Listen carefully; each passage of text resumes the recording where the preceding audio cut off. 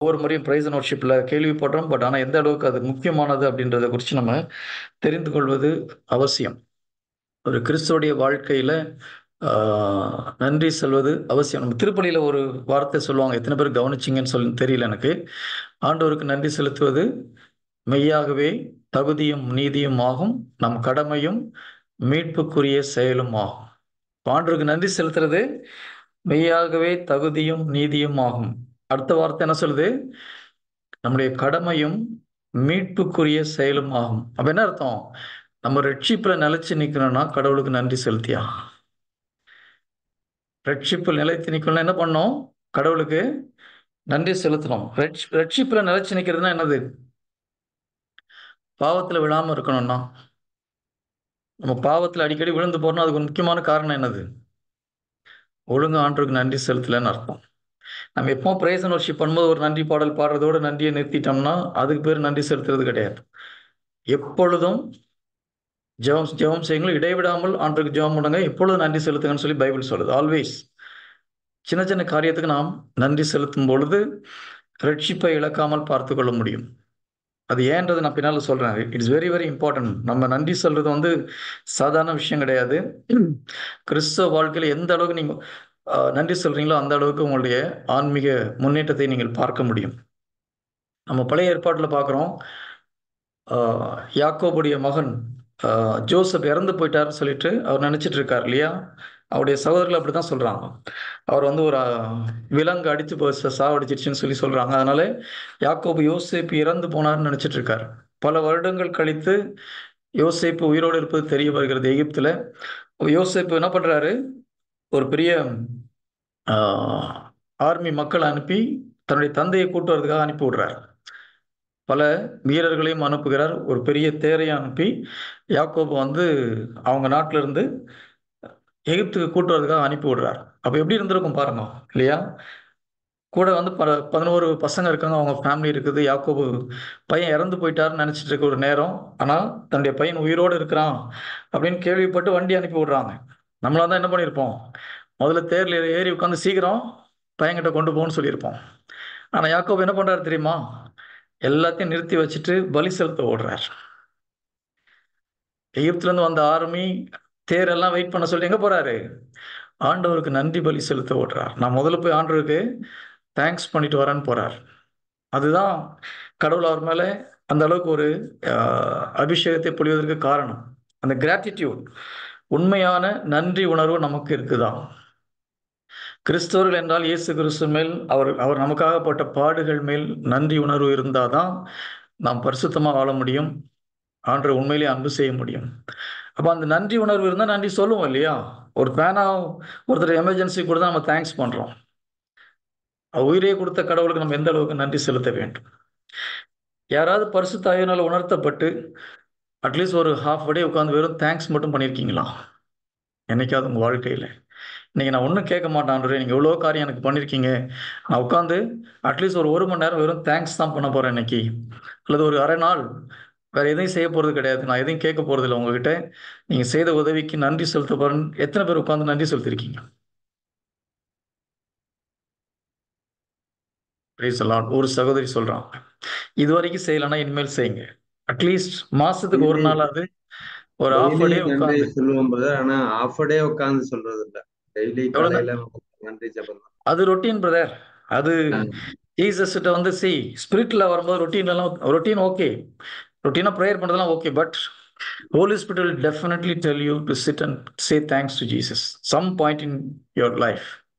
இது வரைக்கும் நீங்க அதை கேட்கலன்னா கொஞ்சம் காது கொடுத்து கேளுங்க. அதனால நீங்க செய்யுங்க, அந்த டிஃபரன்ஸ் பார்ப்பீங்க. உண்மையிலே நமக்கு ஆண்டர் பண்ண நன்மையை நினைச்சோம்னா அவர் பாதத்தில் உட்காந்து என்னைக்காவது விண்ணப்பம் பண்ணாம நம்ம ஜெபம் பண்ணியிருக்கோம், நன்றி செலுத்தியிருக்கோமா?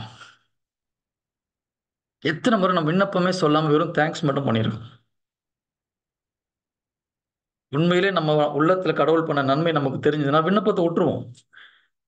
நீங்க தேங்க்ஸ் மட்டும் பண்ணி பாருங்க, விண்ணப்பம் இல்லாம போயிடும். பைபிள் அப்படிதான் சொல்லுது. நான் ஐ வில் ப்ரூவ் இட்.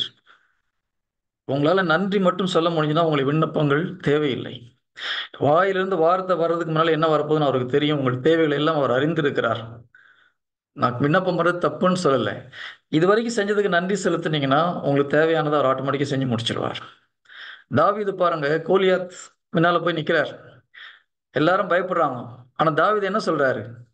நான் ஆடு மாடு மேய்க்கும் போது சிங்கத்தின் வாயை பிளந்திருக்கிறேன், சிங்கத்தின் கையிலிருந்து என்னை தப்புவித்த தேவன் இந்த பெலிஸ்தியன் கையிலிருந்து என்னை தப்புவிப்பார். அவர் எதை ஃபோக்கஸ் பண்றாரு? கடவுள் தனக்கு செய்த நன்றியை தான் சொல்றார். தனக்கு செய்த நன்மைகளை அவர் சொல்லும்போது ஆட்டோமேட்டிக் என்ன ஆகுது? ஸ்ட்ரென்த் வருது. உங்க வாழ்க்கையில வலிமை வேண்டும்னா என்ன பண்ணணும்? கடவுள் செஞ்ச நல்ல காரியங்களை அறிக்கையிட்டா போதும். 12 வருடம் இரத்தப்போக்குள்ள ஒரு பெண் கடவுளுடைய ஆடையை தொடும்போது குணமடைகிறார்.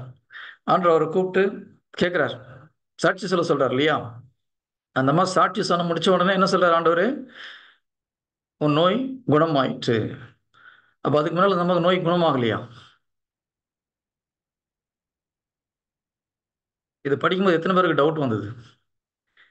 சரி, நல்லா கவனிக்கணும். இந்த சுச்சுவேஷன் இஸ் வெரி இம்பார்ட்டன்ட். நீங்க பைபிள் படிக்கும்போது ஒரு யூத மதத்துல ஒரு மாதவிடாயில் இருக்கிற பெண்ணு வீட்டை விட்டு வெளியே வரக்கூடாது. அவங்க ரூல்ஸ் அப்படிதான். அது தெரிஞ்சதுன்னா கல்லால் அடிச்சு கொள்ளலாம், மோய்சன் சட்ட பிரகாரம். ஆனா இந்த அம்மா வீட்டை விட்டு வெளியே வந்தது மாத்திரம் இல்ல, ஒரு கல்யாணம் ஆகாத ஒரு பையனுடைய ட்ரெஸ்ஸை தொட்டான்னு சொல்லி ஓப்பனா வந்து ஆண்டவர் சாட்சி சொல்ல சொல்றார். அவங்களும் சொல்றாங்க தைரியமா. சொல்லி முடிச்ச அப்புறம் ஜீசஸ் ஓகே நீ குணமாயிட்ட போயிட்டேன்னு போன்னு அனுப்பி விடுறாரு. இதுல ஏதாவது லாஜிக் இருக்கா? நான் யாரும் சொல்ல மாட்டேங்கிறேன். எல்லாம் நீங்க படிச்ச பைபிள்ல இருந்து தான் சொல்றேன். நான் புதுசா வெளியில உள்ள பைபிள்ல கிடையாது. உங்களுக்கு எல்லாம் தெரிஞ்ச ஒரு காரியம் தான். Price the Lord. இதை படிக்கும்போது எனக்கு கொஞ்சம் பைத்தியகாரத்தனமா தெரிஞ்சு, என்ன ஜீசஸ் வந்து அந்த அம்மா ஏற்கனவே குணம் அடைஞ்சிட்டாங்க, எல்லாருனாலையும் அவமானப்படுத்துற மாதிரி கூப்பிட்டு சொல்றாரு. அந்த அம்மா வேற வழி இல்லாம பயந்துட்டு பைபிள் சொல்லுது பயந்து கொண்டே வெளியே வந்தாருன்னு இருக்கு. நடுநடுங்கி சொல்றாங்க விஷயத்தெல்லாம். சொல்லி முடிச்சுட்டா நீ குணமாயிட்ட போமா அப்படின்றாரு. Price the Lord. ஓகே, இப்போ யாருமே இதுல டவுட்டே வரலையா? நீங்க பைபிள் இன்னும் கொஞ்சம் சீரியஸா படிக்கணும். You have to study. Sometime தமிழ்ல படிக்கும்போது சில விஷயம் நமக்கு கொஞ்சம் டவுட்டா இருக்கும். தயவுசெய்து அந்த மாதிரி விஷயங்களாவது அட்லீஸ்ட் இங்கிலீஷ்ல வந்து செக் பண்ணி பாருங்க. இங்கிலீஷ்ல பார்த்தீங்கன்னா, 2வது முறை அந்த அம்மாகிட்ட ஜீசஸ் சொல்லும்போது, யூ ஆர் மேட் ஹோல் அப்படின்னு சொல்லி சொல்றார். நீ முழுமையாக்கப்பட்டாயின்னு சொல்றார். Price the Lord. அப்போ நன்றி செலுத்தும் பொழுது, சாட்சி சொல்லும் பொழுது என்ன ஆகுது? ஏற்கனவே அந்த அம்மா குணமாயிருந்தாங்க. ஆனா அந்த அம்மா கிட்ட நிறைய குறைவு இருந்தது. என்ன குறைவு? முதல்ல அவங்க சொத்து எல்லாம் போச்சு. கரெக்டா? ஏன்னா அதுக்கு முன்னால சொல்றாங்க, என்னுடைய பணம் எல்லாம் நான் மருத்துவத்துக்காக செலவு பண்ணி நான் குணமாகலைன்றாங்க. ஸோ முதல்ல அவங்க பிச்சைக்காரியா இருக்கிறாங்க. ஆல்மோஸ்ட் கையில ஒரு பைசா கிடையாது. இப்ப ஜீசஸ் என்ன பிளஸ் பண்றாரு? நீ முழுமையாக்கப்பட்டாய். அப்போ ஃபைனான்ஷியலாவும் பிளஸ் பண்றாரு. ஸ்பிரிச்சுவலா அவங்க என்னென்ன பிரச்சனை இருக்குதோ அது எல்லாத்தையும் ஆண்டு சரி செய்கிறார். மனதில் இருந்த காயங்களையும் கடவுள் அங்கு போக்குகிறார். ஸோ ஒரு முழு மனிதனாக அந்த பெண்ணை மாற்றுகிறார். எது அதிலெல்லாம் அவங்களுக்கு குறைபட்டிருந்ததோ, அவங்க வாழ்க்கையில் எந்தெந்த இடங்களில் குறைபட்டதோ அது எல்லாத்தையும் ஆண்டவர் என்ன பண்றாரு? நிறைவு பண்றார். எப்போ? அவரு ஆண்டவரை எல்லாரும் நன்றியாக சாட்சி சொல்லும் பொழுது, சாட்சி சொல்றது நன்றி சொல்றதா இல்லையா? சாட்சி சொல்றதுன்னா என்னது? ஆண்டவருக்கு என் வாழ்க்கையில எந்த ஒரு அற்புதத்தை செய்தால் நம்ம ஆண்டவருக்கு நன்றி செல்வதற்காக தான் சாட்சியை சொல்றோம். சொல்லும்போது ஆண்டவரை நாம் மகிமைப்படுத்துகிறோம். Praise the lord. ஹalleluya. யோவான் 6வது அதிகாரத்துல பாத்தீங்கன்னா, இப்போ பார்க்கணும், ஜஸ்ட் நோட் பண்ணிக்கோங்க. 10 தொழுநோயாளிகள் இயேசு கிறிஸ்துவிடம் வராங்க. ஆண்டவர் 10 பேர் என்ன சொல்றார்? போயிட்டு உங்களுடைய அதிகாரியிடம் போய் காண்பீங்கன்னு சொல்றாரு. போற வழியில எல்லாம் குணமாகிட்டு ஒருத்தர் மட்டும் திரும்பி வரார். வந்து ஆண்டவருடைய காலில் விழுந்து நன்றி செலுத்துறார். ஆண்டவரே, மிகவும் நான் முற்றிலும் குணமாயிட்டு நன்றி ஆண்டவரேன்னு சொல்லி. அப்ப ஜீசஸ் என்ன கேட்கிறாரு? நான் 10 பேரை குணப்படுத்தவில்லையா? நிமிஷத்துல 10 பேர்ல 10 பேரும் குணமாகலையான்னு கேட்கிறாரு அவர்கிட்ட. 10 பேரும் குணமாகனாங்களா ஆகலையா? 10 பேரும் குணமானாங்க.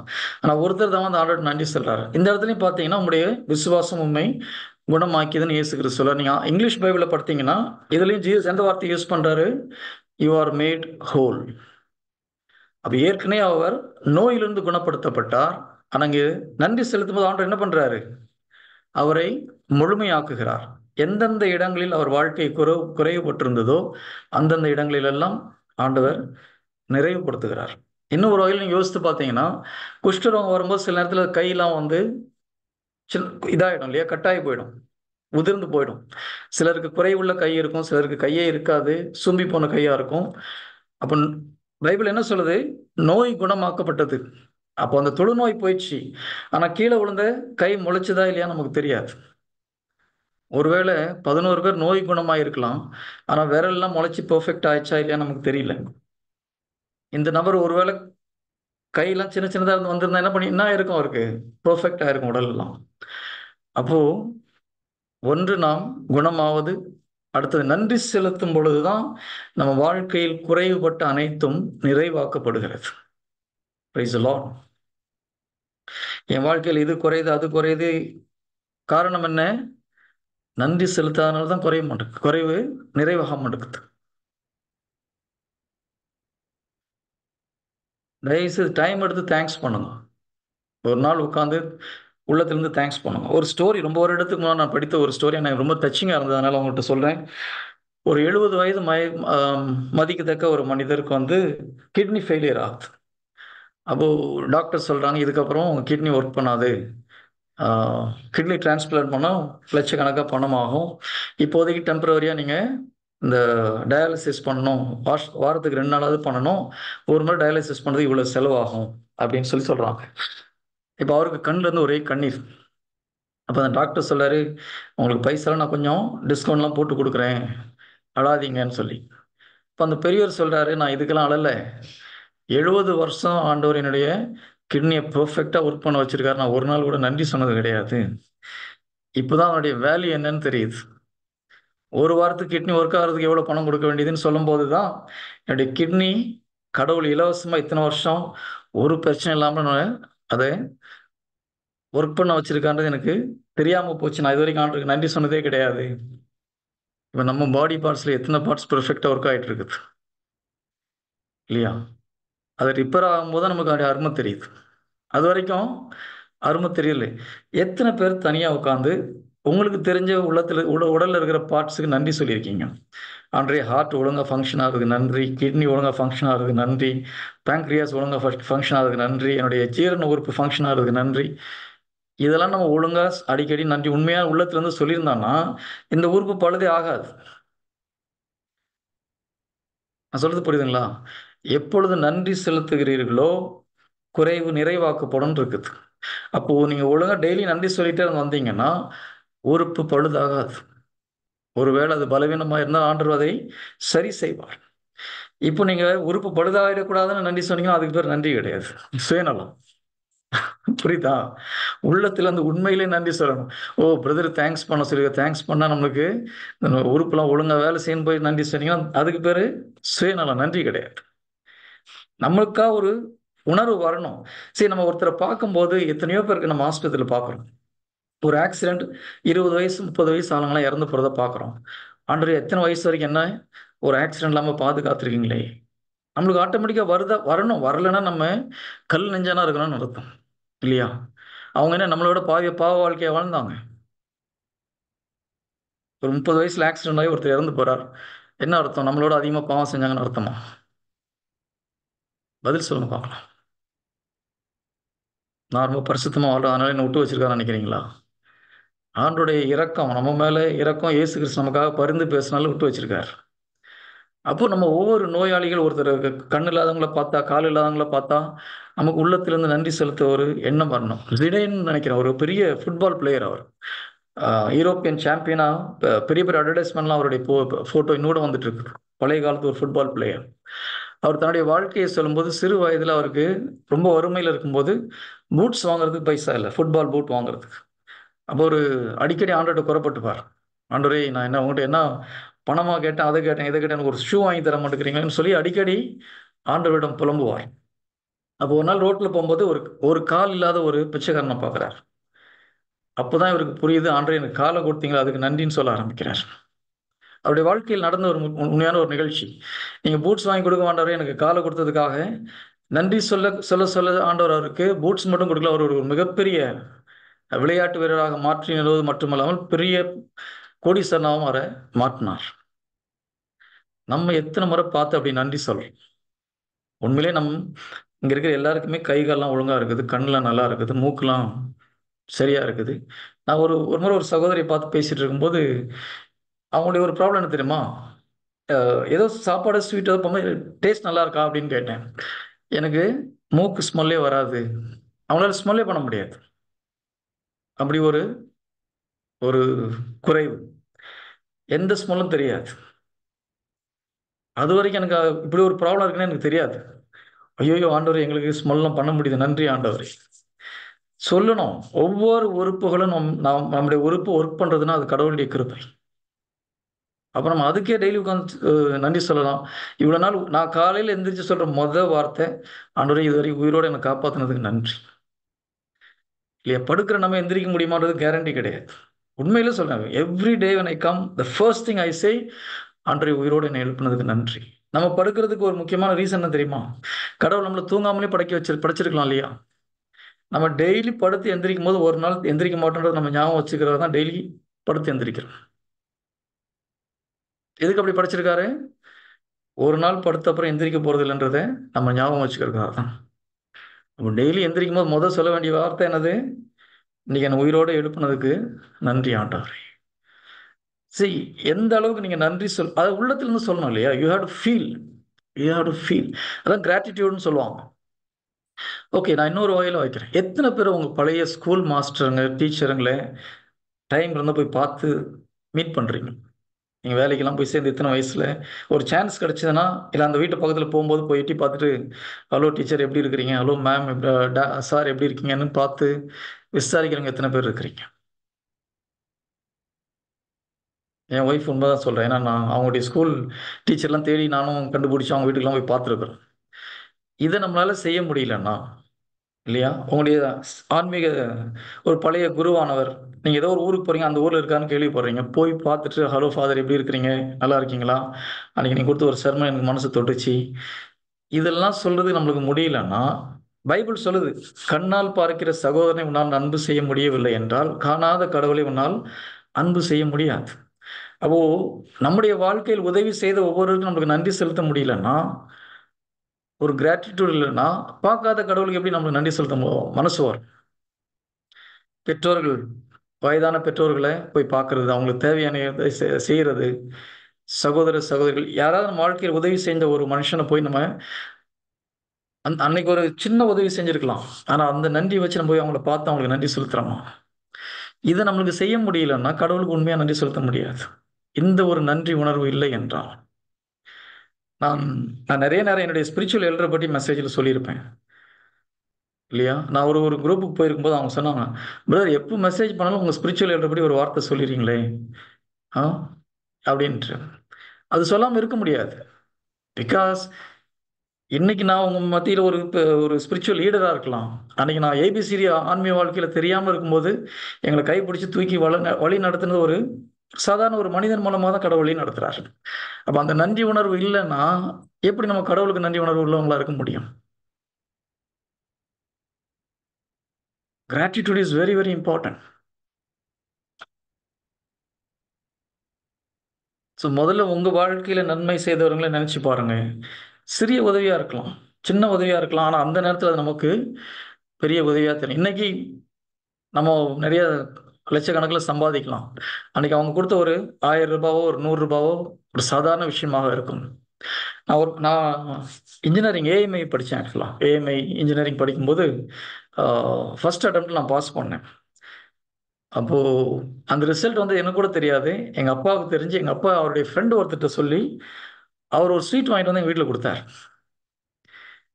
சரி, அது என்னால இன்னும் கூட மறக்க முடியல. அவர எப்பப்போலாம் பார்க்குறேனோ, ஊருக்கு போறோம், அவர போய் பார்த்து, அவர தேங்க்ஸ் அட்லீஸ்ட் ஒரு கர்ட்டஸி விசிட் பண்ணிட்டு வருவோம். You have to share that gratitude. அந்த கிராட்டிட்யூட் இல்லன்னா, நம்ம உண்மையிலே சொல்றேன். நம்ம வாழ்க்கையில நம்ம மாமனாருக்கோ, மாமியாருக்கோ அவங்களுக்கெல்லாம் நம்ம சின்ன சின்ன உதவிக்கு கிராட்டிட்யூட் இருந்ததுன்னு வச்சுக்கோங்க. அவங்க செய்ற தப்பு நமக்கு பெருசா தெரியாது. நமக்கு செய்த சின்ன உதவிகளை நம்மால் நினைத்து பார்த்துக் கொண்டே இருந்தோம்னா, அவங்க செய்கிற தவறு நமக்கு பெருசா தெரியாது. அப்பா, அம்மா செய்த சாக்ரிஃபைஸ் நம்மளால நெனச்சு பார்க்க முடிஞ்சதுன்னா, அவர்கள் வயதான போது செய்கிற தவறுகள் நமக்கு பெருசா தெரியாது. இல்லையா? நான் ஒரு சிம்பிளா ஒண்ணு கேட்கிறேன். நீங்க ஸ்கூல் படிக்கும்போது அப்பா, அம்மா கையில பணத்துக்காக எதிர்பார்த்து நம்ம ஸ்கூல் லைஃப்ப படிச்சுட்டு இருக்கிறோம்.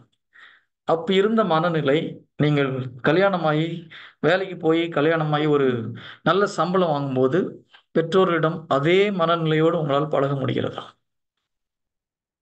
நான் மறுபடியும் கேட்கிறேன்.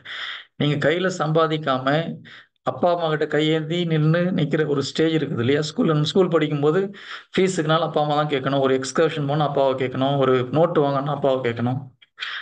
அப்போ நீங்க பேரண்ட்ஸ்ட்ட இருக்கிற ஒரு மனநிலை, மரியாதை, நீங்க சொந்த கால்ல நின்னு லட்சக்கணக்கா சம்பாதிக்கும்போது, உங்களுடைய டோன் அதே மாரி பேரண்ட்ஸ்ட்ட இருக்குதா? இருந்ததா? இருக்கிறதா? இல்லாம உங்க டோன் மாறி இருந்ததுன்னா மன்னிப்பு கேளுங்க போயிட்டு. என்னுடைய வாழ்க்கையில் ஒரே ஒரு நாள் என் தந்தையிடம் கொஞ்சம் குரல் உயர்த்தி பேசினேன். அதுக்காக நான் இன்னும் கூட வருந்திட்டு இருக்கிறேன். இத்தனை வருடமாக. எனக்கு தெரிஞ்சு எங்க அப்பாட்ட ஒரு நாள் கூட நான் என் வாய்ஸ் ரெய்ஸ் பண்ணியோ, பேசுனது மாரி எனக்கு ஞாபகமே இல்ல. கிடையாது உண்மையிலே. You should have that gratitude. அந்த நன்றி உணர்வு அவங்க அன்னைக்கு கஷ்டப்படலைன்னா நம்ம இன்னைக்கு என்ன ஆயிருப்போம்?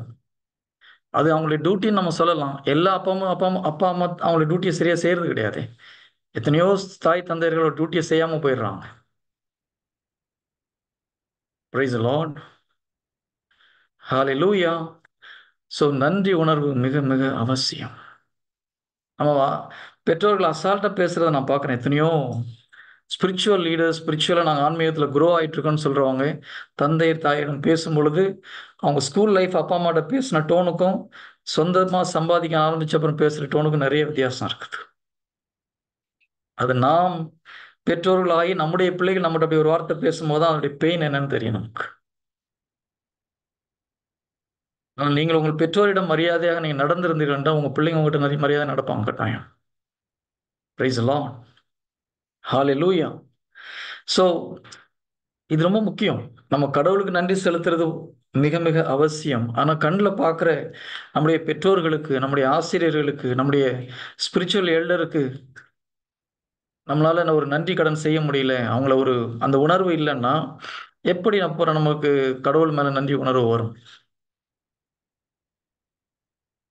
Price the lord. Hallelujah. Okay. நான் ஒரே ஒரு வசனம் நான் நெறைய நான் சொல்ல நினைச்சேன். பட் இருந்தாலும் கொஞ்சம் எமோஷனலா போயிடுச்சு இல்லையா?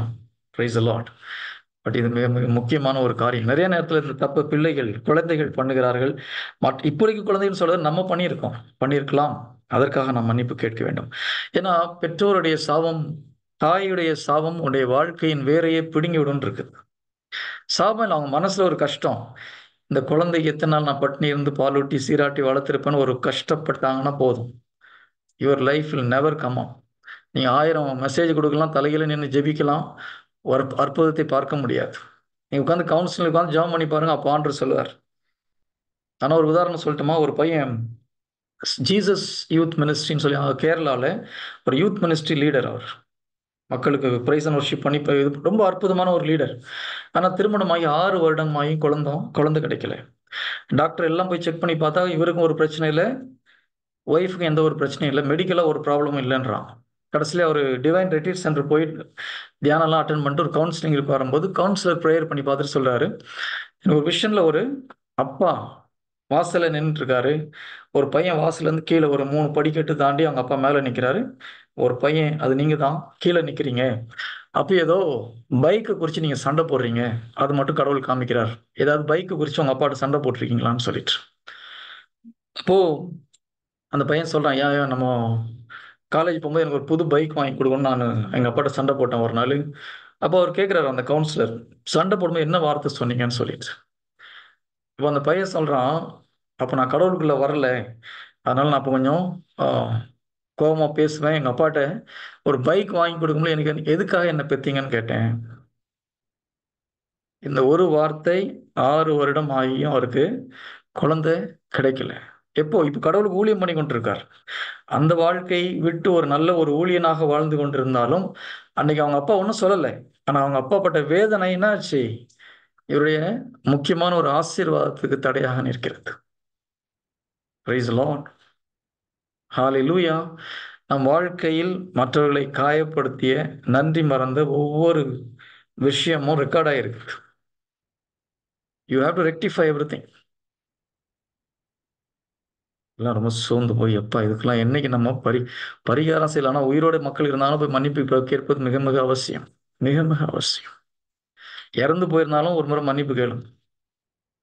அவங்களையும் இறந்து போனவங்ககிட்டயும் மன்னிப்பு கேட்கணும். கடவுள்கிட்டயும் மன்னிப்பு கேட்கணும்.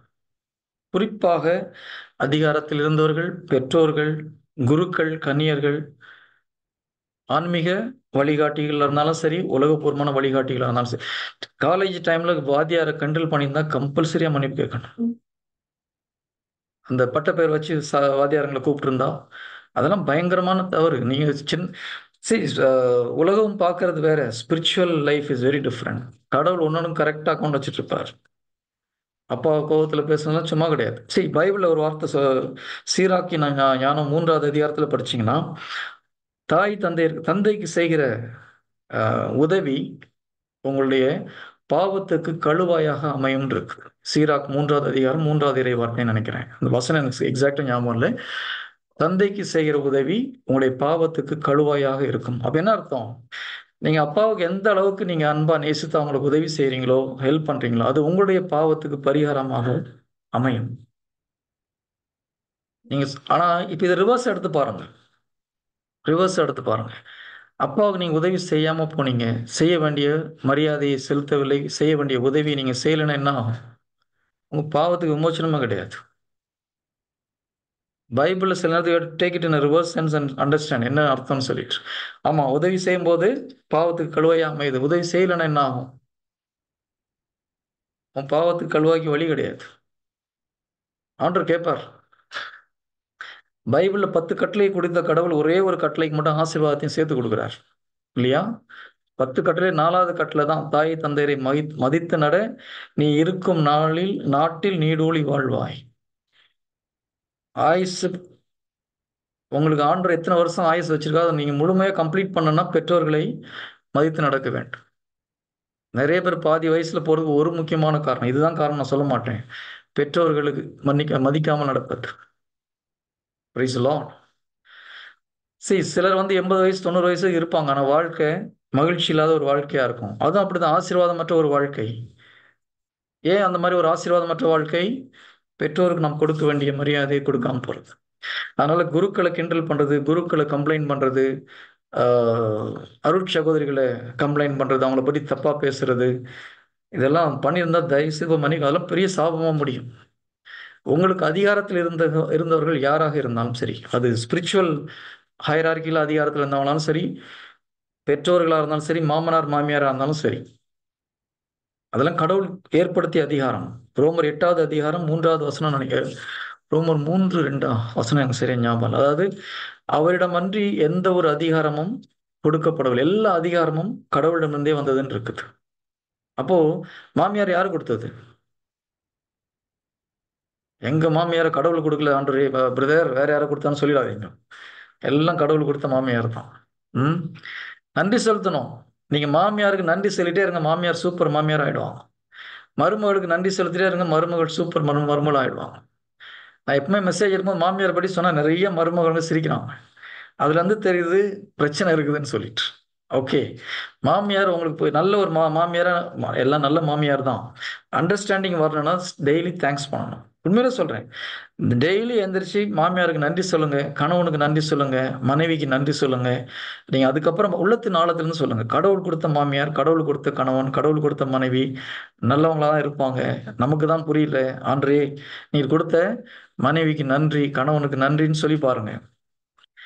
கணவன் மனைவி மாமியார் எப்படி நடந்தாலும் அதை பற்றி ஒரி பண்ணாம ஜஸ்ட் நீங்க கொடுத்த மாமியார் சூப்பரா தான் இருப்பாங்க ஆண்டரேன்னு சொல்லிட்டே இருங்க. சூப்பரா மாறலன்னு என்கிட்ட வந்து கேளுங்க. 100% they will change. God will change them. எப்ப தெரியுமா கடவுள் இடைப்படுவார்? நீங்க நன்றி செலுத்தும் போது தான். இஸ்ரேல் மக்களுக்கு கடவுள் மேலத்துல இருந்து மன்னாவை போட்டார் இல்லையா? அந்த மன்னா சாலமோன் ஞானம் 16வது அதிகாரம் 21வது இறை வார்த்தையை படிச்சீங்கன்னா 20-21 வானதூதர்களுக்கு கடவுள் கொடுக்கக்கூடிய உணவுன்னு இருக்குது. வானதூதர்களுக்கு கொடுக்கக்கூடிய உணவை தன்னுடைய பிள்ளைகளுக்கு ஊட்டி ஆண்டவர் மகிழ்ந்தார்ன்னு இருக்குது இல்லையா? வானதூதருக்கு கொடுக்கக்கூடிய உணவை மனிதர்களுக்கு கொடுத்தார். ஆனா அந்த மனிதர்களுக்கு அது டேஸ்டா தெரியல. ஏன்? நன்றி செலுத்தல. ஆண்டவர் கொடுத்தார், நன்றி ஆண்டவரே, வானத்துல இருந்து இப்படிப்பட்ட ஒரு அற்புதமான உணவு கொடுத்து நன்றி சொல்லியிருந்தா அந்த மன்னாவுடைய டேஸ்ட் என்னன்னு தெரிஞ்சிருக்கும். அந்த மன்னாவுடைய டேஸ்ட் அந்த மக்களுக்கு புரியாம போறதுக்கு காரணம் அவர்கள் நன்றி உணர்வு இல்லாம இருந்தாங்க. அந்த மன்னாவுடைய தன்மை என்ன? உண்போர் சுவை உணர்வுக்கு ஏற்றபடி அது மாறக்கூடியது. நீங்க அந்த மன்னாவை சாப்பிடும் போது எனக்கு மட்டன் பிரியாணியா இருக்கு டேஸ்ட் மாதிரி வரணும்னா மட்டன் பிரியாணி வரும். நீங்க ஒரு ஐஸ்கிரீம் டேஸ்ட் வரணும், ஐஸ்கிரீம் டேஸ்ட் வரும். பாயாசம் வேணும்னா பாயாசம் டேஸ்ட்டில் வரும். எனக்கு கேஎஃப்சி மாதிரி இருக்குன்னா கேஎஃப்சி டேஸ்ட்டில் வரும். அப்பேற்பட்ட உணவை கடவுள் கொடுத்திருந்தும் அவர்களுக்கு அந்த உணவுடைய தன்மை புரியல. ஏன்? நன்றி செலுத்தாதல். ரோமர் 1 அதிகாரம் 21 இறைவார்த்தை சொல்லுது, கடவுள் யார் என்று தெரிந்திருந்தும் அவருக்கு நன்றி செலுத்தாமல் அவருக்கு கொடுக்க வேண்டிய மாட்சியை கொடுக்காமல் போனதனால் அவருடைய சிந்தனைகள் பயனற்று போனது, அவருடைய உள்ளம் இருண்டு போயிற்றுன்னு இருக்குது. அப்ப கடவுளுக்கு நன்றி செலுத்தாம போனா என்ன ஆகும்? உங்களுடைய சிந்தனை இரண்டு போகுது, உள்ளம் ஹார்டா போயிடுது, சிந்தனை பயனற்று போகுது. சிந்தனை பயனற்று போகுதுன்னா என்ன? நீங்க நிறைய முயற்சி பண்ணி கடைசியில ஃபெயிலியர் ஆகும். கை கெட்டுற மாதிரி இருக்குது, வாய் கெட்டலன்னு சொல்லுவாங்க தெரியுமா? உங்க வாழ்க்கையில் அப்படி ஒன்று நடந்துட்டு இருந்ததுன்னா காரணம் நீங்க ஆண்டுக்கு நன்றி செலுத்தலன்னு அர்த்தம். எல்லாம் ட்ரை பண்ற பிரதர், கடைசி நிமிஷத்துல மிஸ் ஆகி போகுது பிரதர். என்ன அர்த்தம்? நீங்க நன்றி செலுத்தல. ஆண்டவர்கிட்ட வெறும் விண்ணப்பம் தான் செலுத்திட்டு இருக்கு போட்டுட்டு இருக்கீங்க தவிர நன்றி செலுத்தல. எப்பொழுது ஒரு மனிதன் விண்ணப்பம் போட்டுக்கிட்டே நன்றி செலுத்தாம இருக்கிறானோ, இந்த மாதிரிதான். எப்பொழுது நீங்க நன்றி செலுத்த ஆரம்பிக்கிறீங்களோ ஆட்டோமேட்டிக்கா உங்களுடைய விண்ணப்பங்கள் கேட்கப்படும். Praise the lord. ஹalleluya. நான் ஒரே ஒரு வார்த்தை சொல்லி முடிச்சிடுறேன். உங்களுக்கு எல்லாருக்கும் தெரிந்த ஒரு வார்த்தை, திருப்பாடல்கள் 50:14-15. திருப்பாடல்கள் 50:14-15. கடவுளுக்கு நன்றி பலி செலுத்துங்கள், உன்னதருக்கு உங்கள் நேர்ச்சைகளை நிறைவேற்றுங்கள், துன்ப வேளையில் என்னை கூப்பிடுங்கள், உங்களை காத்திடுவேன், அப்போது நீங்கள் என்னை மேன்மைப்படுத்துவீர்கள். எல்லாருக்கும் இந்த 2 வசனமும் தெரியும் இல்லையா? ஆண்டவருக்கு நன்றி பலி செலுத்துங்கன்றதும் தெரியும். துன்ப வேளையில் என்னை நோக்கி கூப்பிடுங்கள், நான் உங்களை காத்திடுவேன், அப்பொழுது நீங்கள் என்னை மேன்மைப்படுத்துங்கள். பைபிள்ல ஒரு வசனத்துக்கு அடுத்தது ஒரு வசனம் வருது அப்படின்னா நிறைய நேரத்தில் ஒரு கனெக்ஷன் இருக்கும். இதுல என்ன கனெக்ஷன்? நீங்க 14வது வசனத்தை செஞ்சீங்கன்னா 15வது வசனம் நிறைவேறும். 15வது வசனம் என்னது? துன்ப வேளையில் என்னை கூப்பிடுங்கள், உங்களை நான் காத்திடுவேன், அப்போது நீங்கள் என்னை மேன்மைப்படுத்துங்கள். நிறைய நேரத்துல துன்ப நேரத்துல நம்ம கூப்பிட்டு ஆண்டவர் காப்பாத்தலன்னா என்ன அர்த்தம்? நீங்க 14 செய்யலைன்னு அர்த்தம். 14 என்ன சொல்லுது? கடவுளுக்கு நன்றி பலி செலுத்துங்கள், உன்னதருக்கு உங்கள் நேர்ச்சைகளை நிறைவேற்றுங்கள். இது ரெண்டையும் நீங்க ஒழுங்கா செஞ்சீங்கன்னா துன்ப நேரத்துல கூப்பிடும்போது ஆண்டவர் உங்களுக்கு பதில் கொடுப்பார். Praise the lord. ஹalleluya. நிறைய பேர் விண்ணப்பம் சொல்றோம், ஆண்டவரே இந்த பிரச்சனை இந்த பிரச்சனை இந்த பிரச்சனை. அதுக்கு முன்னால நன்றி செலுத்துனீங்களா? உங்கள் வாழ்க்கையில் செய்தவைகளுக்கு நன்றி செலுத்துனீங்களா?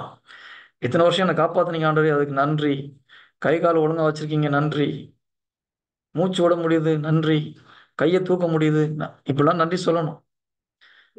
ஒரு நாள் உண்மையிலே சொன்ன ஒரு half a day உட்காந்து ஜஸ்ட் நன்றி செலுத்துங்க. ஒவ்வொரு உறுப்புகள் உங்க உடல்ல ஒர்க் பண்றது அப்படிலாம் சொன்னீங்கன்னா உங்க உறுப்புகள் டயர்ட் ஆகுது, பிரச்சனை வராது. உண்மையிலே சொல்றேன். ஆனா மறுபடியும் சொல்றேன், அதுக்காக சொல்லாதீங்க. உள்ளத்தின் ஆழத்திலிருந்து சொல்லுங்க. கணவனை கொடுத்ததுக்கு நன்றி, மாமியாரை கொடுத்ததுக்கு நன்றி, வேலையை கொடுத்ததுக்கு நன்றி. இப்போ நம்ம ஒரு வேலை செய்யறோம், இதை விட தகுதி மிக்க ஆளுங்களுக்கு வேலை இல்லாம இருக்காங்களா இல்லையா? உங்களை விட தகுதி உள்ள எத்தனையோ பேருக்கு வேலை கிடைக்காம இருக்கிறாங்க. நம்மை விட தகுதியுள்ள எத்தனையோ பேர் இதை விட குறைந்த சம்பளத்தில் வேலை செய்யறாங்க. நான் சொல்றது உண்மையா பொய்யா? இல்ல பிரதர், நான் சூப்பர் நினைச்சீங்கன்னா நான் ஒன்றும் சொல்றதுக்கு இல்லை. நம்மை விட அதிக தகுதி உள்ளவர்கள், அதிக திறமைசாலிகள் நம்மை விட குறைவான சம்பளத்தில் இருக்கிறவங்கள பார்க்குறோம். ஒரு சிலர் வேலை இல்லாமல் இருக்கிறத பார்க்குறோம். அப்போ நமக்கு ஒரு வேலை கிடைச்சதுன்னா யார்? கடவுள் கொடுத்த ஒரு கிருபை, இரக்கம். நான் 9 மாசம் வேலை இல்லாமல் இருந்தேன். ஓகேயா? அதுக்கப்புறம் வேலை கொடுத்தார். இப்போ அந்த 9 மாசம் வேலை இல்லை, என்னுடைய தகுதியை வச்சு எனக்கு வேலை கிடைச்சதா? இல்லை. கடவுள் போட்ட பிச்சை நமக்கு வேலை கிடைக்குது. அவருடைய கிருபை, இரக்கம். வேலையில் இப்போ ஒரு சக்ஸஸ் வந்தால் யாருடைய எதனால நமக்கு சக்ஸஸ் வருது? நான் கஷ்டப்பட்டு உழைச்சேன் பிரதர்.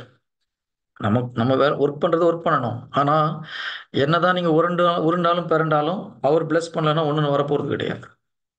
கரெக்டா? நாம் செய்ய வேண்டியதை செய்யணும். நான் அதை செய்யக்கூடாது, சோம்பேறியா இருக்குன்னு சொல்ல வரல.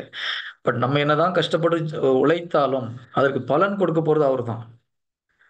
நான் விதைத்தேன், அப்போலா நீர் பாய்ச்சினார், ஆனால் விளைவிக்க செய்பவர் ஆண்டவராகிய இயேசு கிறிஸ்துவே. நீங்க உழைக்கலாம், பிளான் பண்ணலாம், சேமிக்கலாம், எல்லாம் பண்ணலாம். ஆனா அதை ஒரு பிளெஸ்ஸிங்கா மாத்துறது கடவுளுடைய ஒரு ஆசீர்வாதம். Price the Lord. ஓகே. இப்போ இந்த வசனத்துல அப்படின்னா நம்ம ஜெபம் கேட்கப்படணும், என்ன பண்ணணும்? முதல்ல நன்றி பலி செலுத்த வேண்டும். அடுத்தபடி திருப்பாடல்கள் 116:16. ஆண்டவரே, நான் உண்மையாகவே உன் ஊழியன், நான் உன் பணியாள், உன் அடியாளின் மகன். என் கட்டுகளை நீர் அவிழ்த்து விட்டீர், நான் உமக்கு நன்றி பலி செலுத்துவேன். ஆண்டவராகிய உன் பெயரை தொழுவேன். இப்போ தாவீது என்ன சொல்றாரு? நான் உண்மையாக உம்முடைய ஊழியன், உம்முடைய அடியவன், உன் அடியாளின் மகன். என்னுடைய கட்டுகளை நீர் அவிழ்த்தீர், நான் உமக்கு நன்றி பலி செலுத்துவேன். நீ உண்மையிலே கடவுளுக்கு ஊழியம் பண்ணா நன்றி பலி செலுத்த தெரியாதவங்க கடவுளுக்கு ஊழியம் பண்ண முடியாது. உண்மையான ஒரு கிராட்டிடியூட். நிறைய பேர் கடவுளால் கையில நன்மை பெறுறாங்க. எத்தனை பேர் கடவுளுக்கு ஊழியம் பண்ண வராங்க? இந்த ஜெபத்திலே நம்ம பார்க்கணும், எத்தனையோ மக்கள் கடவுள் குணப்படுத்துகிறார், அவனுடைய தேவைகளை சந்திக்கிறார். பிரதர், இந்த ஒரு பிரச்சனை தான் ஆண்டவர் என்ன மாத்தினார் பிரதர், இதுக்கப்புறம் நான் ஆண்டருக்காக என் வாழ்க்கையை ஒப்பு கொடுக்கன்னு எத்தனை பேர் வராங்க? என்ன பிரதர், உண்மையான உணர்வு இருந்தது நம்ம உள்ளத்துல, ஆண்டவர் எனக்கு இப்படி ஒரு அன்பை செஞ்சார், இப்படி ஒரு பிரச்சனை இருந்து காப்பாத்தினார், அந்த நோயிலிருந்து எனக்கு விடுதலை கொடுத்தாருன்ற ஒரு உணர்வு இருந்தா எதையாவது ஒண்ணு கடவுளுக்கு செய்யணுன்ற ஒரு எண்ணம் வரணும். அப்போ ஒரு நல்ல ஊழியனா இருக்கணும்னா என்ன செய்யணும்? தாவீது என்ன சொல்ல, நான் ஒரு நல்ல ஊழியன். தைரியம் சொல்ல, நான் உண்மையாகவே உன் ஊழியன், நான் உன் பணியாள் அப்படின்னு சொல்லிட்டு என்ன சொல்றாரு? நான் நன்றி பலி செலுத்துவேன். Price the Lord. கடவுளுடைய ஊழியக்காரனாக நீங்க தொடர்ந்து இருக்கணும்னா டெய்லி நன்றி சொல்லணும். இதுல நன்றி பலின்னு சொல்லி ரெண்டு இடத்துலயும் வருது. ஏன் நன்றிய பலின்னு சொல்றோம்? நிறைய இடத்துல நன்றி பலி, நன்றி பலி பாட்டு கேட்கிறோம், பாட்டு பாடுறோம். அந்த நன்றியை ஏன் பலி என்று சொல்லுகிறோம்? இல்லையா? பெர்க்மான் அருமையான ஒரு பாட்டு பாடியிருக்காரு. நன்றி பலி, நன்றி பலி, நல்லவரே உமக்குத்தான் அதிகாலை ஆனந்தமே, அப்பாவும் திருப்பாதமே. ஓகே, ஏன் நன்றியை பலி என்று கூறுகிறோம்? யாராவது யோசிச்சிருக்கீங்களா? இதெல்லாம் யாரும் யோசிக்கிறது பிரதர்? பாட்டு நல்லா இருந்தது, பாடினோம் பிரதர், அவ்வளவுதான் பிரதர். அப்படி கிடையாது, இறை வார்த்தை அது, இல்லையா? நன்றியை ஏன் பலி என்று, பலினா என்னது? சாக்ரிஃபைஸ். பலி என்றால் டெத்னு அர்த்தம். பலி என்றாலே எதை நீங்க பலியா கொடுக்க முடியும்? ஒரு ஆடையோ மாடையோ பலியா கொடுக்கணும்னா அதை கொலை பண்ணணும், இல்லையா? You have to murder it or you have to kill it. So நன்றி பலி, பலி கொடுப்பதற்கு முன்பாக மறிக்க வேண்டும். அப்ப நீங்க நன்றிய பலின்னு சொல்லும் போது, ஆண்டவருக்கு ஒரு காரியத்தை நன்றின்னு சொல்லும் போது, இதை என்னால செய்ய முடியாத ஆண்டவரே, உங்களுடைய கிருபையால் தான் இது முடிஞ்சது, என்னுடைய திறமை இதுல ஒண்ணும் கிடையாது. You are killing to your self, you are dyeing to your self. உங்களுடைய சுயத்துக்கு மறிப்பதற்கு ஒரு நன்றி பலி செலுத்தும். நீங்க உண்மையிலே சுயத்துக்கு மறிக்கிறீங்க. என்னுடைய பெருமையோ, என்னுடைய சக்தியோ, என்னுடைய வல்லமையினாலோ, என்னுடைய மூளையினாலோ இது நடக்கல, உம்முடைய கிருபையினாலும் உம்முடைய சக்தினாலும் இது நடந்தது அப்படின்னு சொல்லும்போது உங்களுடைய சுயத்துக்கு நீங்கள் மறிக்கிறீர்கள். அதனாலதான் நன்றியை பலின்னு சொல்றோம். அப்ப நன்றியை நீங்க அதிகமா சொல்ல சொல்ல சொல்ல என்ன ஆகும்? சுயத்துக்கு மறிப்பீங்க. ஒரு மனிதன் சுயத்துக்கு மறிப்பது மிக மிக அவசியம். செல்ஃப் நமக்கு தூக்குது. நம்ம பெருமை வர்றதுக்கு ஒரு முக்கியமான காரணம் சுயத்தை நம்ம ஃபோக்கஸ் பண்றது. உண்மையான தாழ்ச்சி இருக்கணும்னா அப்ப நம்ம நன்றி செலுத்துவோம். இன்னும் வரையில் சொல்ல போனா, யாரெல்லாம் அதிகமா நன்றி சொல்லலையோ அவங்கெல்லாம் பெருமை இருக்குன்னு அர்த்தம். தாழ்ச்சி உள்ளவர்கள் அதிகமாக கடவுளுக்கு நன்றி செலுத்துவார்கள். யார் யாரெல்லாம் அதிகமா நன்றி செலுத்தலையோ உள்ள என்ன இருக்குது? பெருமை இருக்குன்னு அர்த்தம். இப்போ ஃப்ளைட் கீழே பத்திரமா லேண்ட் ஆயிடுச்சுன்னா தேங்க்ஸ் பண்றீங்களா பண்ணலையா? கல்ஃப்ல வாழ்றோம், தேங்க்ஸ் பண்றோம், இல்லையா? அதே நேரத்தில் நம்ம நடந்து பக்கத்துல கடைக்கு போயிட்டு வந்தா தேங்க்ஸ் பண்றோமா? ஆண்டவரே பத்திரமா வீட்டு வந்து சேர்ந்துக்கு நன்றி சொல்றோமா? சொல்றது இல்லை. ஏன்? இது என் சொந்த தைரியத்தில் நான் போயிட்டு வந்துட்டேன், அங்க உங்க உதவி எனக்கு தேவைப்பட்டதுன்னு சொல்றோம். கரெக்டா? பெருமையா பெருமை இல்லையா இது? ஆக்சுவலா பெருமை தான். நான் உங்ககிட்ட சொன்ன நானும் இதே தப்பா பண்றேன். So we have to change. அப்ப நம்ம சில இடத்துல எனக்கு கடவுள் கடவுள் உதவி தேவைப்படுது, சில இடத்துல எனக்கு தேவையில்லைன்னு நினைக்கிறோம். அதே பெருமை. தாழ்ச்சி என்பது எல்லா சூழ்நிலையிலும் கடவுளை நாம் சார்ந்து இருப்பது. அதுதான் எல்லா நேரத்திலையும் கடவுளை நன்றி செலுத்தும் போதுதான் நம்ம உண்மையான தாழ்ச்சிக்குள்ளாக வருகிறோம். இதெல்லாம் நமக்கு பெருமை இருக்குன்னு கடவுள் நமக்கு உணர்த்துறார். எல்லா காரியத்துக்கும் நம்ம சின்ன சின்ன விஷயத்துக்கு ஆண்டவருக்கு தேங்க்ஸ் பண்ணிட்டே இருந்தோம்னா உண்மையிலே நாம் சுயத்துக்கு மறிப்பதற்கு எளிய ஒரு மெத்தட் இதுதான். இதை தான் குழந்தை தெரசம்மாள் பண்ணாங்க. புனித குழந்தை தெரசம்மாள் ஒரு பாத்திரம் கழுவும்போது ஆண்டவரே நன்றி உங்களுக்காக அந்த பாத்திரத்தை கழுவுறேன். ஒரு பெருக்கும்போது ஆண்டவரே நன்றி உங்களுக்காக அந்த வேலையை செய்யறேன். ஒவ்வொரு வேலையும் கடவுளுக்காக ஒப்பு கொடுத்தாங்க. இப்ப செயின்ட் ஆயிட்டாங்க. அவங்க ஒன்றும் பெருசா பண்ணல. நீங்க அவங்க வாழ்க்கையை படிச்சு பார்த்தீங்கன்னா சின்ன சின்ன காரியங்களை கடவுளுக்கு ஒப்பு கொடுத்து செய்தார்கள். ஆண்டவருக்கு நன்றி சொல்லி செய்தாங்க. ஓ, புனிதராகிறது ஈஸியஸ்ட் மெத்தட் என்னது? நன்றி சொல்றது. எல்லாத்துக்கும் நன்றி சொன்னோம்னா நாம் புனிதராகலாம். Price the Lord. அப்போ நன்றி பலின்னு சொல்றது காரணம் என்ன? நம்முடைய சுயத்துக்கு மறிக்கிறோம். என்னால இது கிடையாது, உம்மால் ஆனது. கடவுளை நாம் மேன்மைப்படுத்துகிறோம். அதான் நன்றி பலி செலுத்துவன் கடவுளை மேன்மைப்படுத்துகிறான். என்னால கிடையாது ஆண்டு, எல்லாம் உங்களால் நடந்தது. ஸோ சுயத்துக்கு மறிப்பதனால நம்ம அதை பலி என்று குறிப்பிடுகிறோம். இன்னைக்கு இதோட முடிச்சிடலாம். மேபி அடுத்த முறை சனிக்கிழமை நான் எடுக்கிறேன், இல்லை மண்டே இதை கண்டினியூ பண்ணலாம். Price the Lord. கண்களை மூடி ஒப்பு கொடுக்கலாமா? ஆண்டோட மன்னிப்பு கேட்கலாம். எந்தெந்த நேரங்களில் நம்ம எத்தனையோ நேரங்களுக்கு நன்றி சொல்ல மறந்துருக்கிறோம். நானும் மறந்துருக்கிறேன். அதுக்காக மன்னிப்பு கேட்கலாம். ஒவ்வொரு நிமிடமும் கடவுளுக்கு நன்றி செலுத்தக்கூடிய அந்த ஒரு வாயை திறந்து நம்ம சொல்லலாம். அட்லீஸ்ட் உள்ளத்துல இருந்தால் நம்ம சொல்லிக்கிட்டே இருக்கணும். ஒவ்வொரு காரியத்துக்கும் thank you my lord, thank you, thank you Jesus. நன்றி வாயில வந்துட்டே இருந்ததுன்னா, ஒரு மனிதனுடைய உள்ளத்திலிருந்து வந்துட்டே இருந்ததுன்னா நிறைய நன்மைகள் உண்டு. நம்ம அடுத்த முறை ஒவ்வொரு இதை பற்றியில் உங்களுக்கு அட்லீஸ்ட் ஒரு 10-15 காரியங்களை சொல்லலாம். இன்னைக்கு நம்ம பார்த்தது நன்றி செலுத்தும் போது தாழ்ச்சி வருது, நம்மளுடைய சுயம் மறுக்கப்படுகிறது, நம்ம பரிசுத்தமாக்கப்படுகிறோம் இல்லையா? செயின்ட் ஆகிறதுக்கு ஒரு ஈஸியஸ்ட் மெத்தட் தேங்க்ஸ் பண்றது. Price the Lord. கண்களை மூடி ஒப்பு கொடுப்போமா? ஆண்டவரே, நீர் எங்களோடு பேசியதற்காக உமக்கு நன்றி செலுத்துகிறேன் அப்பா. நன்றி. எத்தனையோ மக்களுக்கு கிடைக்காத அரிய வாய்ப்பை நீர் எங்களுக்கு கொடுத்திருக்கிறீர். நன்றி பலி செலுத்துங்கள் என்று கூறினீரே. இதோ நன்றி பலி செலுத்திய பின்பு நன்றி பலி உண்மையிலே செலுத்துபவர்கள் ஆண்டவரை நோக்கி கூப்பிடும் பொழுது, துன்ப வேளையில் என்னை நோக்கி கூப்பிடுங்கள், நான் உங்களுக்கு பதில் கொடுப்பேன் என்று கூறினீர். ஆனால் நன்றி செலுத்தும் பொழுதுதான் இது நீர் பதில் கொடுப்பீர் என்பதை அப்பா நாங்கள் அறியாமல் இருந்ததற்காக மன்னிப்பு கேட்கிறோம். நீர் எங்களை உதவி செய்ய வேண்டும் என்று நாங்கள் நன்றி செலுத்தாமல் உள்ளத்தின் ஆழத்திலிருந்து உண்மையிலே உணர்ந்து நன்றி செலுத்தக்கூடிய பிள்ளைகளாக எங்களை மாற்றி போடும். இதோ எங்களுக்கு வாழ்க்கையில் உதவி செய்த யாரையெல்லாம் நாங்கள் மறந்திருந்தோமோ அதற்காக மன்னிப்பு கேட்கிறோம். யாருக்கெல்லாம் நாங்கள் திரும்பி உதவி செய்யாமல் போனோமோ அதற்கு மன்னிப்பு கேட்கிறோம் ஆண்டவரே. பெற்றோர்களுக்கு நாங்கள் செய்ய வேண்டிய கடமைகளை செய்யாமல் அல்லது மரியாதை இல்லாமல் நாங்கள் பேசியிருந்த தருணங்களுக்காக மன்னிப்பு கேட்கிறோம். எங்களுடைய ஆன்மீக மேய்ப்பர்களுக்காக நன்றி செல்ல மறந்து போன தருணங்களுக்காக மன்னிப்பு கேட்கிறோம். அவர்களை குறித்து நாங்கள் தவறாக பேசிய தருணங்களுக்காக மன்னிப்பு கேட்கிறோம். எங்களுடைய ஆசிரியர்களை குறித்து நாங்கள் கிண்டல் கேலி செய்திருந்தால் அதற்காக நீங்க உங்களுக்காக ஒப்பு கொடுங்க என்னென்ன தவறு பண்ணியிருந்தீங்கன்னு சொல்லிட்டு.